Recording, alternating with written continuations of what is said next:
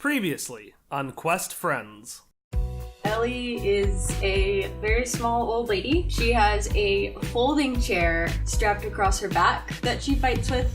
It's reinforced by the same material that she actually has in her bones. Hey, so you mentioned back in Obsidian Bay that you've got a kazoo, was it? Are we calling it a kazoo? Did I call it a kazoo? Excuse me, but I did spend all of my currency payment, or as you would call it, information, on this magical set piece. Alright, well that is the tour of our great city. Please stop at our shopping district if there is anything that you need. One thing I forgot to tell you, you found 5 pouches of gold with 16 shins in each of them. Woo! So if you split it evenly, you all got 20 shins. That's the money. Shins are money. That's what they are.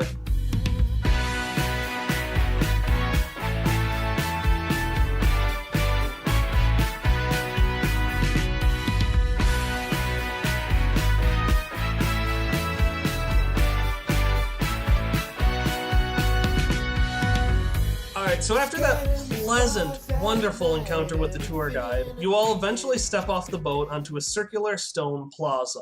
Tourists and elegantly dressed townsfolk walk between giant structures of stone and glass that seamlessly fuse a modern colonnade-heavy look with an assortment of ancient Numenera. It would all be really impressive, were it not so oppressively gaudy. There's a whole bunch of shops here. There was the Chardonnay, there's Fancy Tom's Fancy Hats. And then in the corner of the plaza, however, right where you step off, is a 5x5 chalk square drawn on the stone pavement. And in the center of this is a metal golden square coin about the size of a quarter. And tethered to the coin by some rope is a small wooden sign with "Penny in Pocket" written in cheap paint on its top half. And beneath the name and slightly into the sign is a flipboard with the word "Closed." And as your eyes turn to this 5x5 chalk square with that golden coin in the center, the coin shakes for a few moments before a thin pole stretches out from each corner of the coin and touches the corresponding corner of the chalk square. The 4 poles then bend and prop the center coin up like a daddy long legs. The quarter continues higher and higher into the sky, eventually making the skeleton of a tent, and from the quarter unfurl 4 sheets of fabric bearing the pattern of a starry night sky. The side in front of you cuts itself down the middle and opens a flap to the inside of the tent. The sign with the name "Penny in Pocket" is now hanging onto the tent a few feet off the ground, and the flipboard inside of it flips from closed to open. Chalk is going to clap and jump up and down in delight, and then rush into the tent. Guess we're going shopping, Hopper says, and then he's gonna follow Shuck in. Yeah, Ellie's gonna follow. She's just kind of amused at the excitement, but intrigued. As you enter the tent, you find yourselves in a much more spacious, but still modest, store lobby. The ceiling seems to be made out of the same fabric as the tent, while the floors, walls, and shelves are made out of chopped logs. And if you notice, you also will notice that there's a stone in the center of that carpet ceiling that's just kind of like pressing up against it, kind of like a reverse paperweight almost. To your left is a thin person brandishing a gnarly, wizard-like beard. But he is not, in fact, a wizard. A small chest attached to his front are via shoulder straps, and on the side of this chest is a rather large funnel. Like a really absurdly large funnel, like probably the size of his entire torso.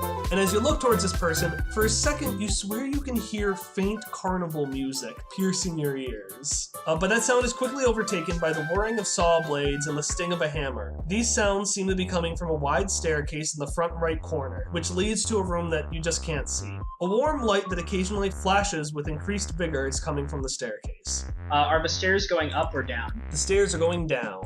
And then finally, directly in front of you, is a wide desk blocking multiple shelves filled with an assortment of oddities, ciphers, and artifacts. In the middle of these shelves is another door-sized flap of fabric, and on the desk is a clear coin jar filled with numerous tubes that curl over each other and spiral downwards into the desk. And most importantly of all, is a young individual dressed in bookish attire beaming at you. Hi, welcome to Penny in Pocket, the best ciphers in Numenera for the very best of adventurers. My name's Hamish, how can I help you today? Shock is going to look around, a little unsure of what to do, just sort of look to Hopper for guidance on how to act in a store. Hopper will kind of like look at Jacques and be like, oh, he wants me to do a thing. Hopper says, well, I guess we're pretty good adventurers. What does everyone want? What do they have here? Oh, yeah, so Penny and Pocket, we're a store for the best of adventurers. Don't believe what everyone else tells you. They're run by... Does everyone else tell you?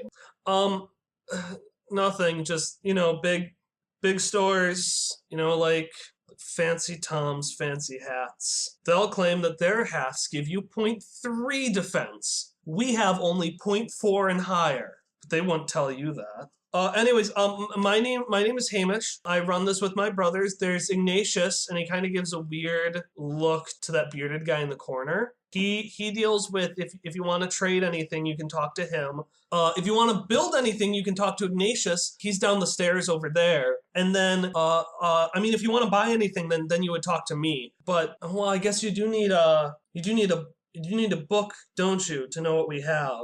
Give me 1 second. And he goes under the desk, and you just feel it like slam a little bit, like his back is just slamming against it or something is rattling. And he pulls out a book, probably about a foot thick, and he just slams it down on the table and says, well, this is our entire inventory. It's one of the books we have. One of the books? Oh yeah, no, we actually have a library system. It's just a little key. And he takes these little brochures that are really poorly made. They're in that same poor handwriting you saw outside.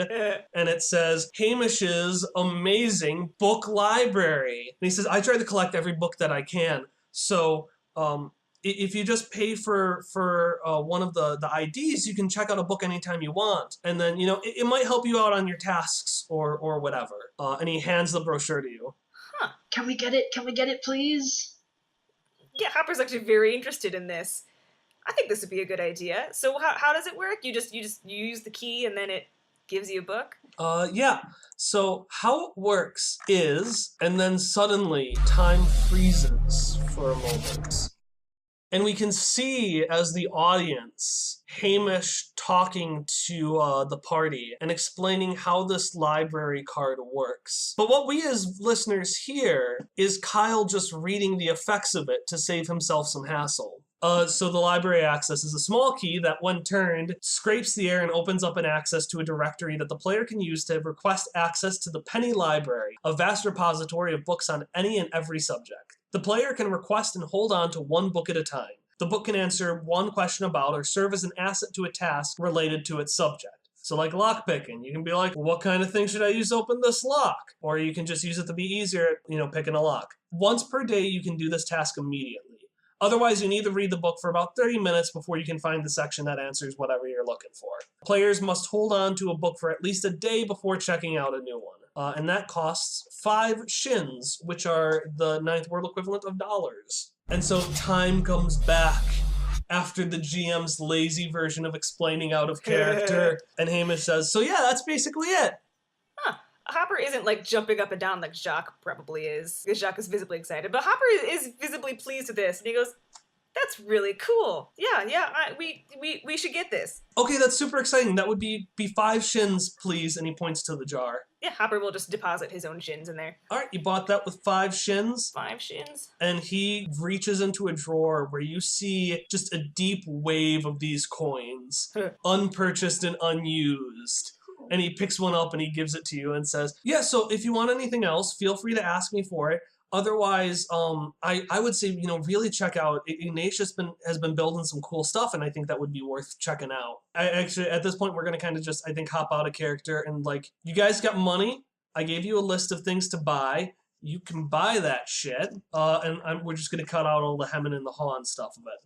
How much were book artifacts going to cost again? Book artifacts are generally 10 shins. Okay, so I could find that recorder headband we had discussed for 10 shins. Yeah, let me pull up the recorder headband so I can explain what it does. Recorder headband, a leather-like headband with a small device attached. This headband records everything the wearer sees as moving images that can be replayed and reviewed. It stores up to 100 hours of images. Depletion 1 in 1d20. If you save something deliberately, was I want to save this moment forever, you're going to have to roll that 1d20 to see if it depletes. Yep. Otherwise, it'll just show you the past day's worth of recordings, and then it automatically deletes it to save memory space. Okay. For the sake of for visuals, can I make it look like that fake headband I was going to have back when we were first figuring out the visuals, like the little plastic thingy over my eye? Yeah, so explain how that looks, since the viewers, well, the listeners, whatever, don't know what we talked about. Well, when I was first designing Shock, I had the idea to give him this Dragon Ball Scouter style headband with like just a piece of plastic over one eye that he could use to analyze stuff. The original headband didn't actually do anything. It was going to get upgraded later. It was just a piece of plastic he wore to look cool. But buying this artifact now, I feel like would be the perfect time to bring that back in. Does Jacques think it looks cool? Oh yeah. Okay, Hamish is gonna give it to you after you pay and say, "Wow, I don't mean to say much, but that looks super cool." Well, thank you. Yeah, I didn't even know he had that. I should buy one. Okay, what else are we gonna get? Could I also buy the Shaper Key, the cheap one, the 5 shins one? Yeah, Woo. explain to me how the Shaper Key works. A Shaper Key is a wad of putty that can be inserted into a conventional lock. It takes on the form of the key for that lock and then hardens permanently into a functional key. All right, has anything caught your eye? Yeah, I think the caster clay might be fun. Okay, read to me what Caster Clay does. A mesh that wraps around one's head and adjusts its reflective surfaces to create the image on the wearer's choice. Generally lasts about an hour before needing to recharge, but complex images, for example extra masks and hats, may require more energy. Provides an asset to disguise task, lowering the difficulty by 1 step when you attempt to disguise yourself as another person, which could be really fun. Hamish will go, "Oh, Caster Clay, that's super cool. That's and he feels around and he's like, well, I can't see it anywhere here. Where is it?" And you see him reach in the air and pull what looks like an invisible book out of the air, and he starts flipping through it. And he doesn't see anything, so he grabs it and he puts it back up and he pulls a different one like on the shelf right next to it. And you can't see it. It's like just in the middle of the air, and he flips through it and he's like, "Oh, okay, I got it. And he runs through that flap into the back of the store and comes out with a little box that says Caster Clay starting kit. Cool. And you see a part where it says for kids, and he's just crossed that out and wrote cool adventurers. And he gives it to you and says, "Here's your Caster Clay." Oh, I suppose I am a cool adventurer myself, so this is certainly what I need. Mm-hmm. And Very so, cool. Since I have 6 shins left, can I buy another thing? No. Yes. I think I want to get a healing item. That's what I want to get. I want to get spray flesh. Yes, that's what I want to get. Okay. A spray flesh. What is spray flesh? Says this tiny silk canister sprays out a sticky gelatin that covers and seals wounds instantly. Its use restores 6 points to character's might pool, also comes in spray vein and spray mind varieties, but I want to do a spray flesh. All right, so you buy spray flesh, plunk in those 5 shins, and you get a little box of spray flesh. Cool. And as you get it, Hamish says, "Now be careful with that. Once you spray it, it's a one-time use, so it'll just get everywhere." That is fine. Oh, I have 1 shin left, so can I buy a rock? Yeah. No, we got lots of rocks. And he pulls a rock, and he's like, since you guys have been so supportive, I'll actually give you the best rock. And he pulls out a small rock, and it's got 2 pairs of eyes and a wide mouth drawn on it. No, I really appreciate the support you guys give me, and that's a rock fact. What gave you the right? Hopper will be kind of sighing in the corner, like, oh my god. Can I retroactively role-playing wise, can Misha just think it's a very important rock just because it looks like a face, so it looks different like all the other rocks? Yes. And in fact, if you want to help me out, and he points to the ceiling and you see that stone floating up there. And he says, so that's called a float stone. It's a piece of rock that floats high into the sky and has like a negative weight of 10 pounds. And it doesn't matter how it got up there. You see Tattertop in the corner just laugh to himself a little bit. But I mean, if you get it down, you can take it with you. That project isn't gonna happen anymore. What were you gonna use it for? Is it a highly valued item? Well, and you hear Tattertop in the corner say, well, it was less valuable than the jewelry that floated off with it. It was an accident. Sure it was, brother. Shock would like to use Far Step to just teleport up to the top of the tent and grab onto the float stone. All right. Yeah, you do that. Again, that's about 6 feet in the air, so I'm going to need some speed defense to make sure you land on your feet. Whee! Also, once I've dropped with a 5, Oh no. Can we catch you? Yeah, Misha, try to catch him. Roll me some might. While I'm falling, can I buy a first aid kit? Yeah, give me a ranged attack roll to get that shin in that jar. Okay. 17. 17. It dings right in there, and Hamish throws a spray flesh up at you. No, a first aid kit, not a spray flesh. Oh, first aid kit? Yeah, he throws a first aid kit up at you.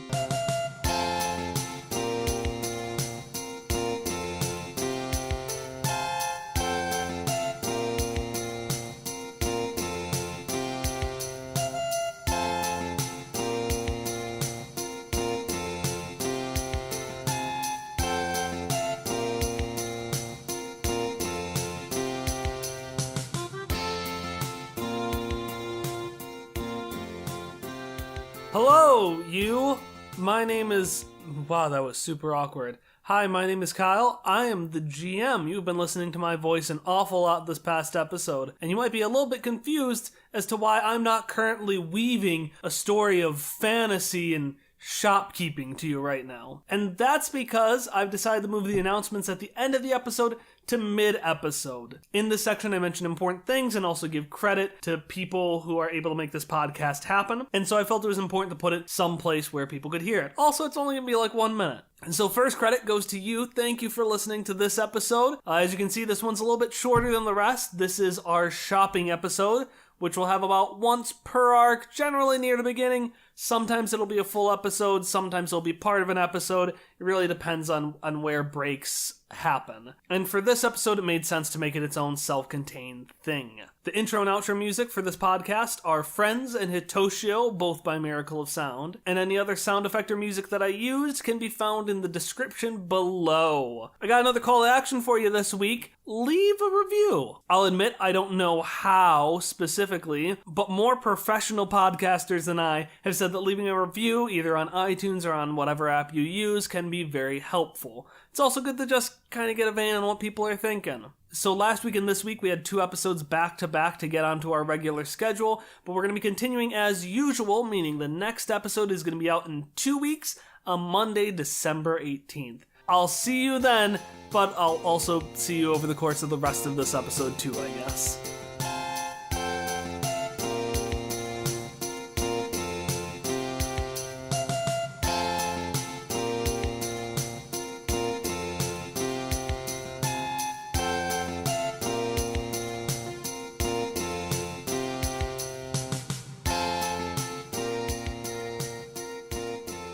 What's the first aid kit do? It's a kit of various bandages, salves, and whatnot. It gives you an asset on healing checks. So if you ever make a healing check, it's 1 step easier. I don't know whenever you would need healing. We never get hurt, ever. Now, after he has grabbed this healing kit, he is falling to the ground. Misha, give me a might roll to try to catch him. Oh, okay. I thought it was done. I rolled a 1. Oh, Jacques falls he falls right on his ass. And it's super embarrassing. And like everyone can see, and even Hamish is laughing a little bit to himself.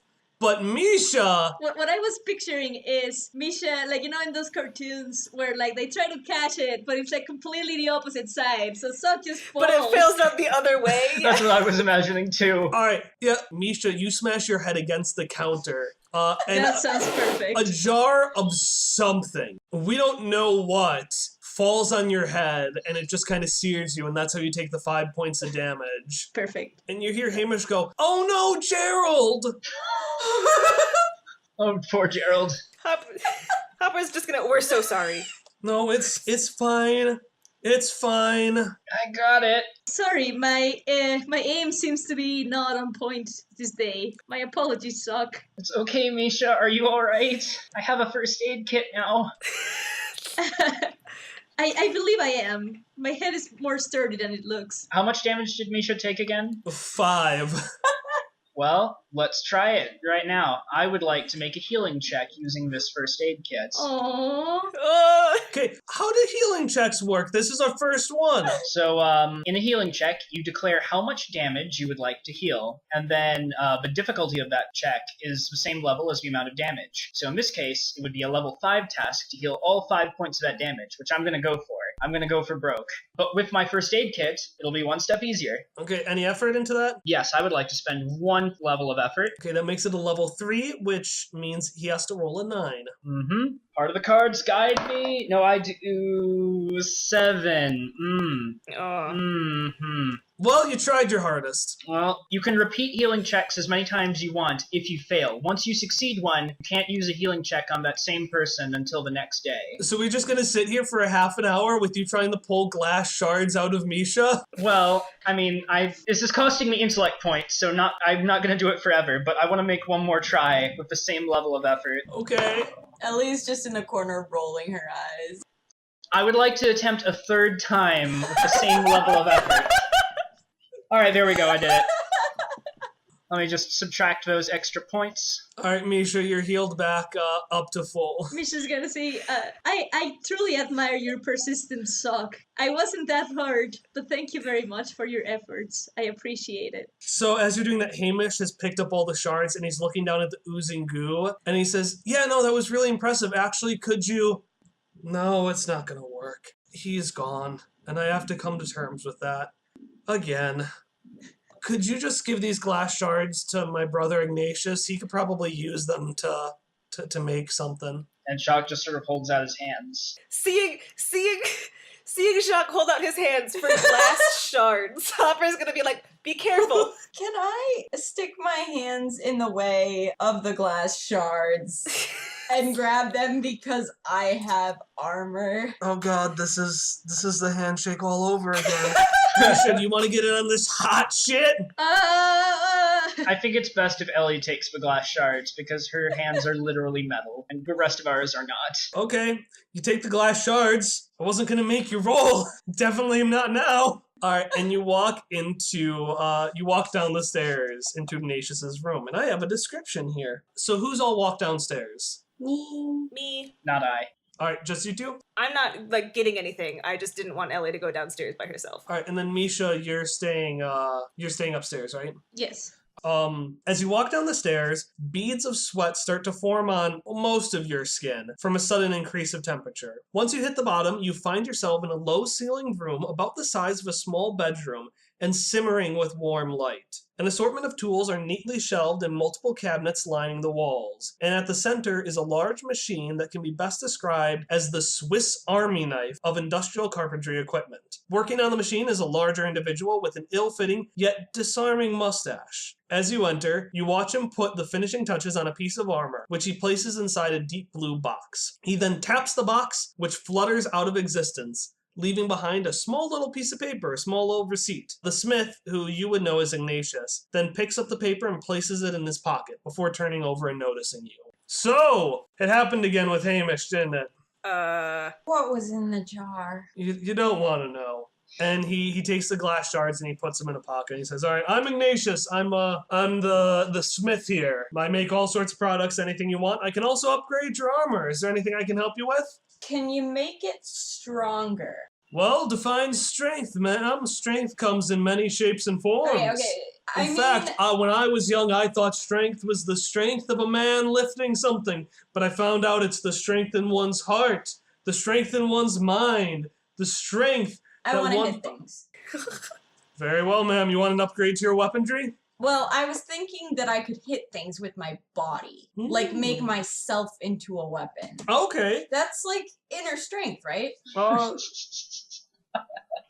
Yeah, sure, why not? What kind of upgrade would you like on your armor, ma'am? What would you suggest if I wanted to hit things with my body? Well, if you wanted to hit things, I suppose I could stick some, if you have some sort of, sharp object, I could stick things in it, like that over there, and you see him point to a small cylinder made out of wood that looks like what humans would think of as a bat, and it's just got a bunch of nails hammered into it. Well, I mean, I did that thing, so, I could do that, but I would need something to make it sharper with.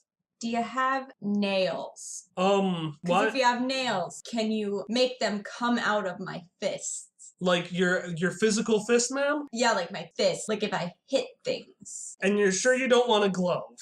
I mean, there's more metal than finger anyway. Well, yes, I suppose I can do that. Can you make them come in and out? Like when I clench my fists, like they come out of my knuckles, like to punch things. Well, I mean, yeah, I suppose. Although that might take me a little bit of a while. Since you're requesting a custom weapon, and you don't have any equipment to give him to make it, it will take him about a chapter's worth of time to develop this for you. I mean, I do have a large toolkit, which includes the spikes that I've already put in my body. Can I give him spikes? I'm sorry, the way you said that. I knew it would come to this someday, I suppose. Sir, you might not want to see this. In fact, could you get rid of any nails that I have around here? And he points to the bat and says, just take that upstairs. I can't bear to look at it anymore. Hopper's more than happy to leave at this point. He just like does the all right, and then takes the bat and goes upstairs. All right, 20 shins, please, ma'am. I'm gonna slap the shins on the work table and slide them over to him. All right, we're gonna flash away from this demon scene for a second. You just hear the pained screams of Ignatius and the cackling laughter of Ellie as you just hear the machines whir. And Hop comes up carrying a bat with nails in it. Hop comes up wearing a bat, carrying a bat. Carrying a bat. You're wearing it. It's just like, the super cool thing where like the guy's got like the bat behind his head and he's just like, the teenage model pose. Oh, you're like doing this with their nails out of it. That sounds like it'd be uncomfortable. Yeah. So Hop's not doing that. He's just carrying it. Hopperscotch, I am very concerned. This was just down there. Ellie didn't want it. She's buying stuff. But it is such a curious type of weapon. It seems to be made of wood, but it has nails into it. Is it a really rare weapon for humans to use? Nah, I think you just hammered nails into a bat. Do you want it? Well, it is quite unique. I have never encountered any of these in any of my research about humans before. You mean you haven't encountered nails hammered into bats as part of your research into humans? Indeed. May I request holding it? Yeah, he'll hand it, but he will make sure to flip it upside so he's handing her the handle and not the part that's covered in nails. You know, the way that someone hands you scissors, but they make sure not to hand you the sharp part. I appreciate it. We should just going to start batting it. We're like, this is quite... Hopper ducks immediately, no. Can hit on the thing where he has ducks underneath the bat. Yes. Alright, so Misha, this bat is a medium weapon, but it does have 1 point of piercing damage. So essentially, if you hit someone with it, their armor is going to count as 1 less. Ooh. But something curious happens when you grab it. Like, when you feel it and you extend it for a moment, it feels like your arm is complete again. I'm a Sweeney Todd now with a bat. Yeah, but Sweeney Todd references aside, you don't feel complete, but something about the curious, haphazard nature, the ingenuity of the ways in which you can just basically murder people, something about it feels like home. Something about this ingenuity of this weapon of pain and destruction just feels like home. Ooh. So Misha is going to be a little bit interested on it and slightly scared, but the interest is going to override the fears that they have about it. They're just going to look at Hop and say, can I keep it? Hop is gonna look at Hamish and say, do we need to buy it? How much is it? Well, I don't know, a shin? I have I have spent all of my money. Hopper will just sigh and then take a shin out of his pocket and put it in the jar. I spent my shin on a rock. So we should probably, this shopping has gone so much longer than I thought it would. I'm sorry, dear listeners. We're going to flash back. The procedure is done. It's over with. So Ellie, what were the kind of things that, describe the medal that you gave him? My Wolverine now. Is it a Zur steel? Yeah, it's a Zor steel, which is this kind of bluish metal. You can stab incorporeal enemies, I think. You can stab motherfucking ghosts now. So Ellie has these azure steel, 3 of them, things that come out of her fists. Her fists are normally medium weapons, and they do 4 damage normally. Now that you are the motherfucking Wolverine, they do 6 damage. You're welcome. All right, anything else we want to buy? So is she like coming upstairs now? Ellie rises from the basement victoriously, clenching and unclenching her fists. Shock is going to look very relieved that Ellie is okay, then rush up asking, Are you alright? They didn't do anything to you down there? You're fine? I am more than fine. They did just what I needed. Okay. The last time I was told that someone just went shopping, they were actually dead. Oh, no, I just got really pointy things that come out of my fists, and that makes other people dead and keeps me from being dead. Oh, it is quite a coincidence. I also got something with really pointy things coming out as what I would consider an extension of my arm, and they will show Ellie that. Oh, I'm gonna grab it and just swing it around as hard as I can. Oh, no, please don't do that. Please don't. You smash something else.